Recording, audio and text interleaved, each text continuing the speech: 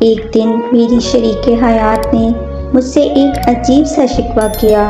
کہنے لگی کہ آپ بڑے ظالم ہیں، ہماری شادی کو آج 8-9 سال گزر گئے، لیکن آپ نے مجھے کبھی میکے میں رات نہیں گزارنے دی۔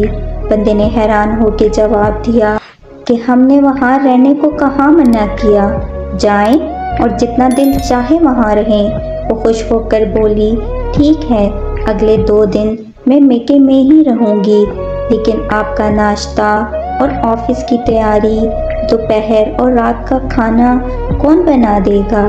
بندے نے جواب دیا کہ آپ کو پتہ ہے میں ہر طرح کا کھانا بنانے میں ماہر ہوں، کپڑے خود بھی دھو لیتا ہوں اور پریس بھی کر لیتا ہوں۔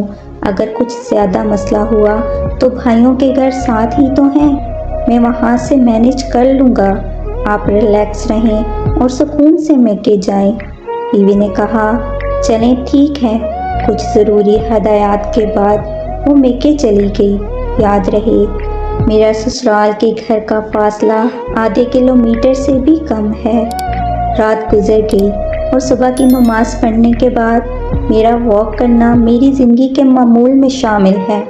واک کرنے کے بعد ناشتہ بنانے کا سوچ ہی رہا تھا کہ اچانک دروازے پر دستک ہوئی۔ دروازہ کھولا تو بیگم صاحبہ تھیں۔ حیرانی کا جھٹکا سا لگا، اتنی صبح سویرے واپسی کر لی، خیریت؟ کہنے لگی، مجھے تو رات کو وہاں نیند بھی نہیں آئی، ساری رات یہی فکر رہی کہ اکیلے رات کیسے گزار رہے ہوں گے، صبح کو ناشتہ کیسے بنائیں گے، آفس کی تیاری کیسے کریں گے۔ آپ کو تو اپنے کپڑوں اور جوتوں کا بھی نہیں پتہ ہوتا، لیکن لگتا ہے کہ آپ کو میرے بغیر کوئی فرق نہیں پڑنے والا۔ کتنے سکون سے مسکرائے جا رہے ہیں، ساتھ ساتھ ناشتہ بنانے کی تیاری بھی جاری تھی۔ میں نے کہا، سچ بتاؤں؟ وہ بولی، ہاں بتائیں۔